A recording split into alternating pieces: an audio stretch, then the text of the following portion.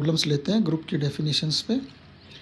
सिद्ध करो कि धनात्मक परिमेय संख्याओं का समुच्चय Q प्लस संक्रिया स्टार के लिए क्रम विन्मेय ग्रुप है, जहां स्टार के लिए A star B is equal to AB upon 2 for all A and B belongs to Q plus. धनात्मक परिमेय संख्याओं का समुच्चय Q प्लस, इस पर संक्रिया स्टार कॉम्यूटेटिव हमको दिखाना है और कंपोजिशन इस प्रकार से परिभाषित है कि A star B is equal to AB upon 2 है, जहां A एंड B कोई भी Q प्लस के मेंबर्स हो सकते हैं। Commutative law for the group है ना, तो सबसे पहले ग्रुप दिखावें इसको, फिर कॉम्यूटेटिव लॉ ग्रुप में दिखाएंगे तो ये कॉम्यूटेटिव ग्रुप कहलाएगा या अबेलियन ग्रुप कहलाएगा। सबसे जो मुख्य बात है इसमें बाइनरी कंपोजिशन चेक करना पड़ेगा अपने को, जैसा हमेशा ही करते हैं हम कि A और B अगर Q प्लस में ले रहे हैं, स्टार उस पर संक्रिया लग रही है, तो इधर जो चीज़ आ रही है वो सादा गुणा आ रहा है नंबर्स का, और दो संख्याओं जो कि परिमेय हैं पॉजिटिव हैं गुणा करने पे वापस Q प्लस में ही आएगी और 2 का भाग लगाएंगे तो भी Q प्लस में ही रहेगी। इसलिए संक्रिया हमारे पास में यहाँ पर बाइनरी है, that is the set Q plus is closed. ये चीज़ सबसे पहले लिखते हैं। और Q प्लस कैसा है, कम से कम इसमें एक अवयव हमेशा विद्यमान रहेगा ही रहेगा, है ना, पॉजिटिव रेशनल नंबर, इसलिए ये सेट कैसा हो गया, नॉन वॉइड हो गया। तो बीजगणितीय संरचना Q प्लस स्टार अरिक्त समुच्चय Q प्लस पर द्विआधारी संक्रिया परिभाषित है। क्यों है, क्योंकि A अगर Q प्लस में लेते हैं, B Q प्लस में लेते हैं, तो AB भी Q प्लस में प्राप्त होगा, और इसका अपॉन 2 करेंगे तो ये भी Q प्लस में होगा। और ये वाली चीज़ आने का मतलब क्या हुआ, A स्टार B ये हमारे पास Q प्लस में आ गया। So A belongs to Q plus, B belongs to Q plus, implies A star B belongs to Q plus. इसलिए हमारे पास में संक्रिया द्विआधारी है, that is the set Q plus is closed. Next associative law check करें तो Q plus के अंदर हम क्या करेंगे, 3 मेंबर्स ले लेते हैं A B C, और A स्टार B पहले कैलकुलेट करेंगे और उसके ऊपर स्टार C लगाएंगे। तो A स्टार B की value AB upon 2 star C, और फिर इन दोनों को गुणा करेंगे और फिर 2 का भाग लगाएंगे तो ABC अपॉन 4। दूसरी बार B स्टार C पहले कैलकुलेट करेंगे, फिर उसके ऊपर A स्टार यूज करेंगे, तो A स्टार BC अपॉन 2, और ये हो गया ABC अपॉन 2 ABC अपॉन 4। दोनों चीज़ें सेम आ गई, इसलिए A star B star C is equal to A star B star C, अर्थात संक्रिया हमारे पास में सहचारी संक्रिया है। अब लेते हैं आइडेंटिटी। यहाँ पर 2 आइडेंटिटी है, फिर वही चीज़ जैसा कि अपन ने पुराने उदाहरण में भी क्वेश्चंस में भी देख रहे थे, तो हमेशा यही दिमाग में था कि ये 2 कहाँ से आया। तो इसके लिए आप क्या करेंगे कि मान लेते हैं कि हमारे पास में E जो है Q प्लस में तस्मक है, और जब E हमारे पास में तस्मक है तो Q प्लस के किसी भी अवयव A पे अगर इसको ऑपरेट करें, चाहे हम राइट में करें या लेफ़्ट में करें, तो हमेशा वैल्यू A आनी चाहिए, तो हमको E तस्मक प्राप्त होगा। तो इस बात को ध्यान रखें। तो A स्टार E की वैल्यू AE अपॉन 2 बराबर EA बराबर EA अपॉन 2, और अगर इन दोनों को साथ रखें AE अपॉन 2 बराबर A, so E is equal to 2, और 2 हमारे पास में Q प्लस में सदैव मौजूद रहता है, इसलिए यहाँ पर 2 जो है वो तस्मक है स्टार संक्रिया के लिए। क्यों है, क्योंकि 2 स्टार A बराबर A आ रहा है और A स्टार 2 कर रहे हैं तो भी हमारे पास A ही आएगा, A इंटू 2 अपॉन 2 बराबर A, ठीक है। तो 2 is the identity in Q plus. अब हम इन्वर्स निकालते हैं। इन्वर्स के लिए फिर वापस वही चीज़ है कि यहाँ पर 4 अपॉन A इन्वर्स है ना। क्यों है, वही आपका सवाल वापस मान लेते हैं कि अवयव A belongs to Q plus का inverse B belongs to Q plus है, अतः A और B को ऑपरेट करेंगे तो हमको तस्मक 2 मिलेगा दोनों साइड से। सो A स्टार B बराबर 2 बराबर B स्टार A, और इसको अगर मैं सॉल्व करूँ A स्टार B बराबर 2 को, ए बी अपॉन 2 बराबर 2 and therefore B is equal to 4 upon A, और 4 अपॉन A हमेशा अपने पास Q प्लस में रहेगा क्योंकि एलिमेंट A ऐसा है जो Q प्लस का लिया है हमने। So 4 upon A belongs to Q plus, तो हम क्या कहेंगे कि for all A belongs to Q plus there exist 4 upon A belongs to Q plus is the inverse, because 4 upon A star A बराबर 2 which is equal to A star 4 upon A, definition of inverse. So each element in the set Q plus is invertible, प्रत्येक अवयव का Q plus में inverse मौजूद है, और जैसे inverse आया तो हम क्या कहेंगे कि Q plus for the star composition defined as above is a group. और अब रह गया अपने पास अबेलियन की बात, तो कम्यूटेटिव लॉ ले लें।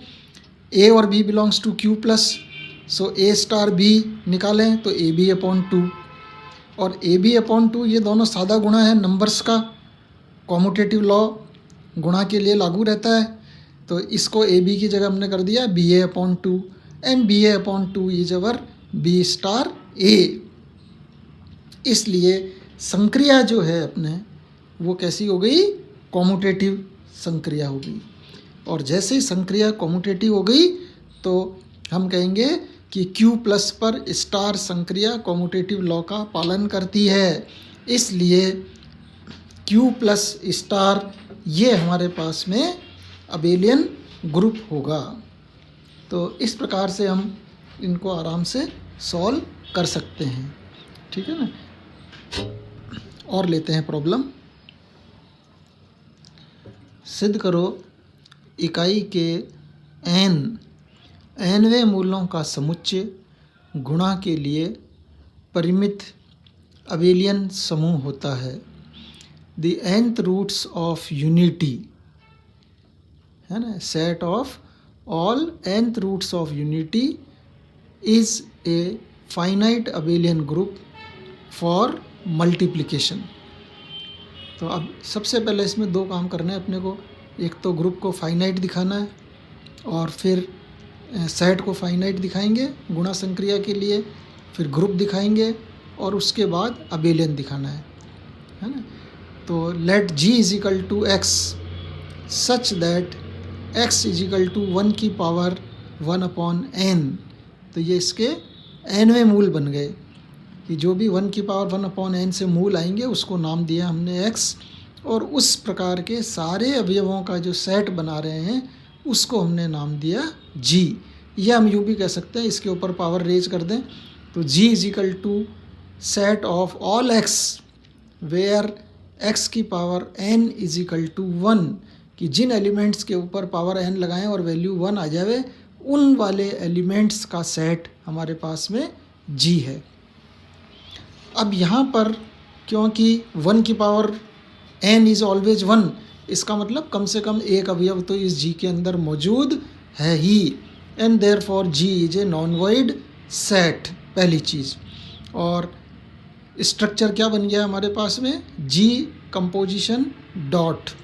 तो हमको दिखाना है कि एल्जेब्रिक स्ट्रक्चर G डॉट जिसके अंदर एक तो नॉन वॉइड सेट है, एरिक समुच्चय है G, और ऑपरेशन डॉट संक्रिया है, इसको द्विआधारी संक्रिया प्रूव करते हुए हम दिखाएंगे कि ये हमारे पास में एक ग्रुप है। सबसे पहले संवृत्त वाली बात चेक करें। हम क्या करते हैं, दो अवयव लेते हैं, x1 x2 belongs to G, और x1 x2 को G में दिखाना है। तो x1 x2 G में कब आएगा, अगर x1 x2 की पावर n लें तो वो भी G में प्राप्त हो जाए। क्योंकि x1 x2 G में है, x1 की power 1 is equal to 1, x1 की पावर n इज 1, x2 की पावर n इज आल्सो 1, और इनकी दोनों की लेफ़्ट साइड गुणा कर दें x1 की पावर n x2 की power n is equal to 1.1 and 1.1 is our 1। और x1 x2 की power law of indices use करिए यहाँ पे, इसकी whole power n is equal to 1। किसी भी एलिमेंट की पावर n ले रहे हैं और वैल्यू 1 आ रही है, इसका मतलब वो एलिमेंट कहाँ चला गया, g के अंदर आ गया। यही हमारे पास में जो हमने सेट डिफाइन किया है वो इसी प्रकार से किया है कि g is equal to x such that, g हमारे पास में सेट है, वो कैसा है, उसमें x प्रकार के एलिमेंट्स हैं, सच दैट x की power n is equal to 1। So x1 x2 कहाँ आ गया, g के अंदर आ गया। और जैसे ही x1 x2 g में आएगा तो हम कहेंगे क्योंकि x1 x2 दोनों g में थे और दोनों का प्रोडक्ट भी g में आ रहा है, इसलिए g इस गुणा संक्रिया के लिए क्लोज्ड है, that is the composition is binary. Next, अब इसके एसोसिएटिव लॉ देखते हैं। तो एसोसिएटिव लॉ में यहाँ कोई प्रॉब्लम नहीं है क्योंकि यहाँ सारे एलिमेंट्स कैसे हैं, नंबर सिस्टम में चल रहे हैं, संख्याओं पे चल रहे हैं और संख्याओं का गुणा सदैव सहचारी होता है। एसोसिएटिव लॉ का सदैव पालन करता है गुणा संक्रिया के लिए, इसलिए यहाँ पर भी करेगा कि G1 स्टार समुच्चय G पर परिभाषित है और गुणा संक्रिया संख्याओं के लिए सहचारी होती है। इसलिए अगर कोई भी तीन एलिमेंट्स ले लें, for all x1 x2 x3, x1 x2 into x3 is equal to x1 into x2 into x3। Next, identity. There exist one belongs to G is the identity. क्यों है, क्योंकि 1 की power n is always 1 and therefore 1 belongs to G। क्योंकि 1 की power n कर रहे हैं, value हमेशा हमको मालूम 1 ही रहेगी, सादा गुणा है, इसलिए ये हमारे पास में 1 G में तस्मक होगा। और यहाँ पे इसको दिखा दीजिए डेफिनेशन के रूप में कि for all x belongs to G, x dot 1 is equal to x is equal to 1 dot x। So 1 is the identity. Next, inverse. x belongs to G का इन्वर्स निकालना चाहते हैं। जैसे ही हमने कहा कि x G में है, इसका मतलब x की power n is equal to 1 और इसको आप नीचे ले लीजिए। So 1 is equal to 1 upon x raise to n and this implies 1 is equal to 1 upon x की पावर n और 1 अपॉन x एलिमेंट हमेशा हमारे पास G में रहेगा। क्योंकि ये प्रॉब्लम कब करेगा, जब x 0 हो। तो हमारे पास G में 0 कभी हो ही नहीं सकता है, क्योंकि 0 की पावर n करेंगे तो कभी भी 1 नहीं आएगा। इसलिए हम कुछ भी x ले लें इस सेट के अंदर, हमेशा 1 अपॉन x G में ही रहेगा।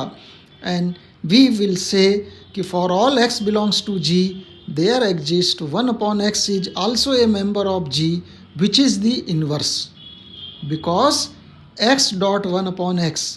क्योंकि इस अवयव को इसके इन्वर्स से ऑपरेट कर रहे हैं, तो वैल्यू हमको क्या मिल रही है, 1 मिल रही है, तस्मक मिल रहा है गुणा का, और उल्टी साइड से भी मिल रहा है 1 upon x dot 1। And therefore we can say that this set G for multiplication is a group. और अब अंतिम बात कर लेते हैं हम इसकी अबेलियन वाली। दो संख्याएं यूज करें, x1 और x2 G के अंदर, इसलिए x1 की पावर n इज 1, x2 की पावर n इज आल्सो 1। और अब आप इन दोनों को गुणा करिए, x1 की पावर n इंटू x2 की पावर n, दिस इज 1। और उल्टा गुणा करें, पहले x2 ले की पावर n लें, फिर x1 की पावर n लें, तो भी 1 आ रहा है। तो हम क्या कहेंगे कि यहाँ पर x1 x2 एलिमेंट का गुणा कैसा आ रहा है, साइड चेंज करने के बाद भी सेम आ रहा है, दोनों जगह 1 आ गया। सो x1 की पावर n इंटू x2 की पावर n लेवें, चाहे x2 की पावर n लेवें या x1 की पावर n लें, या हम यूँ कहें कि x1 x2 की whole power n is 1, x2 x1 की whole power n is also 1। Therefore x1 x2 this is equal to x2 x1, that is the commutative law holds for the multiplication in the set G, and so this is a group. और अब अंतिम चीज़ रह गई finite की। तो ये finite क्यों होगा? क्योंकि हमारे पास में 1 की power n equal to X की power n equal to 1, x equal to 1 की पावर 1/n, कितने मूल हैं? n मूल हैं।